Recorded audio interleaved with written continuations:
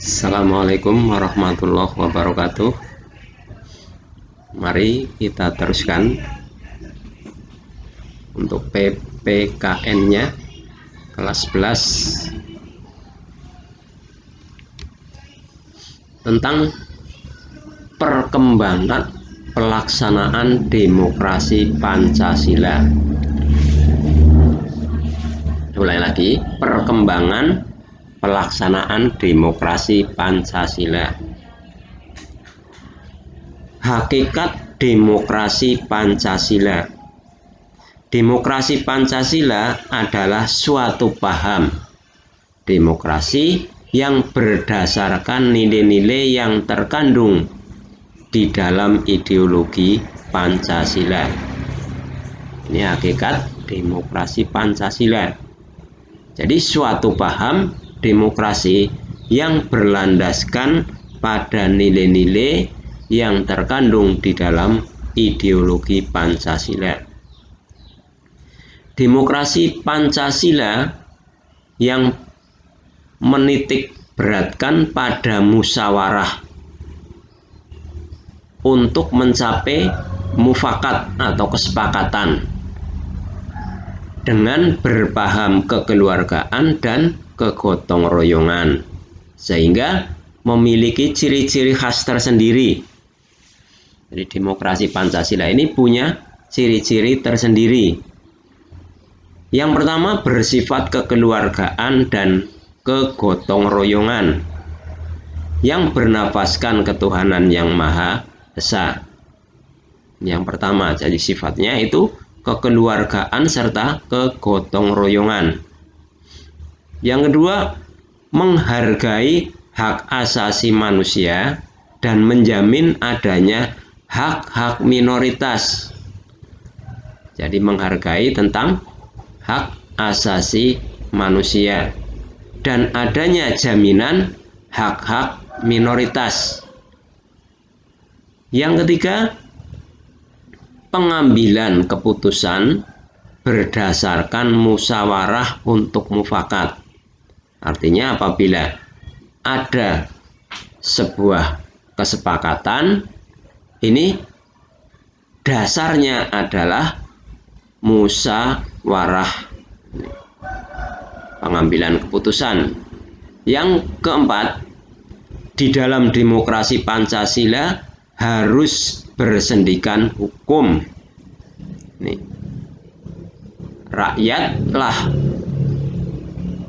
Demokrasi berhak untuk ikut secara efektif menentukan kehidupan sebuah negara.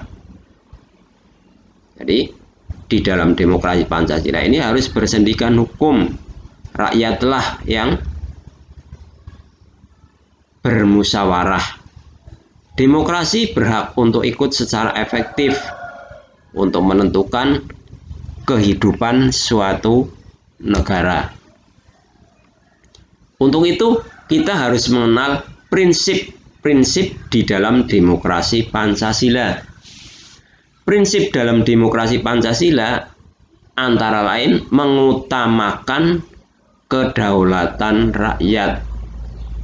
Jadi yang diutamakan itu adalah rakyat, bukan pemerintah. Yang kedua, menetapkan pembagian kekuasaan.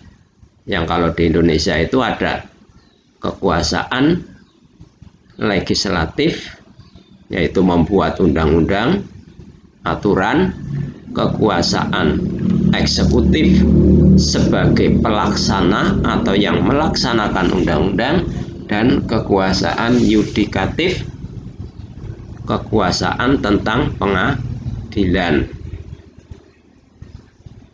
Prinsip yang ketiga yaitu menjunjung tinggi hak asasi manusia, mengutamakan tentang hak asasi manusia.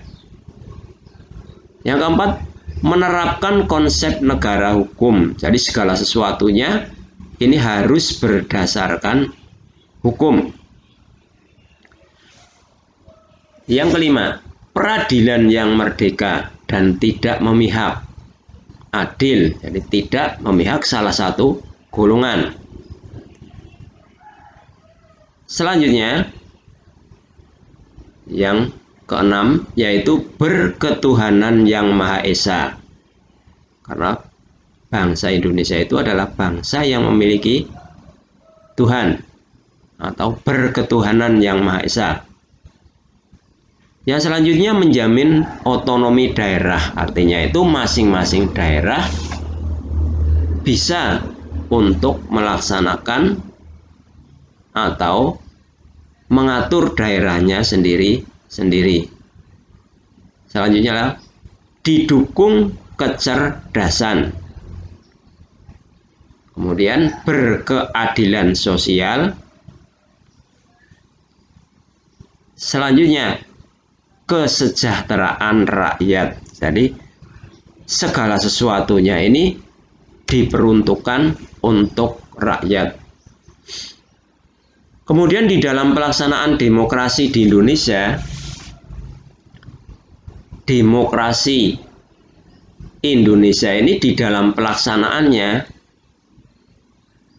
ini ada 4 masa. Yang pertama adalah masa awal kemerdekaan. Pada masa awal kemerdekaan, bangsa Indonesia demokrasinya itu menggunakan sistem parlementer dengan sistem demokrasi liberal. Yang kedua, masa Orde Lama. Orde Lama ini pada masa kepemimpinan Presiden Soekarno. Masa Orde Lama ini sering disebut juga dengan demokrasi terpimpin. Yang ketiga, masa Orde Baru.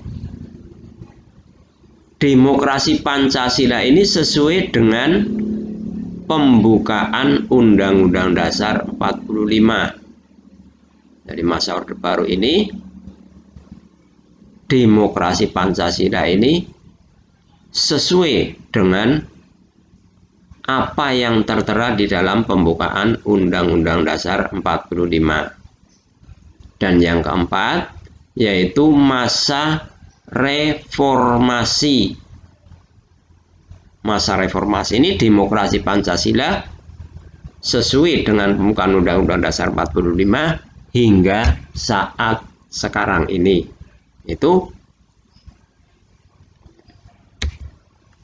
pelaksanaan demokrasi di Indonesia. Jadi ada masa awal kemerdekaan atau sering disebut juga demokrasi liberal, masa Orde Baru atau demokrasi Pancasila, masa Orde Lama yang sering kita sebut demokrasi terpimpin, dan yang terakhir masa reformasi demokrasi Pancasila sesuai dengan pembukaan Undang-Undang Dasar 45. Sekian dulu karena waktu, mari kita akhiri. Assalamualaikum warahmatullahi wabarakatuh.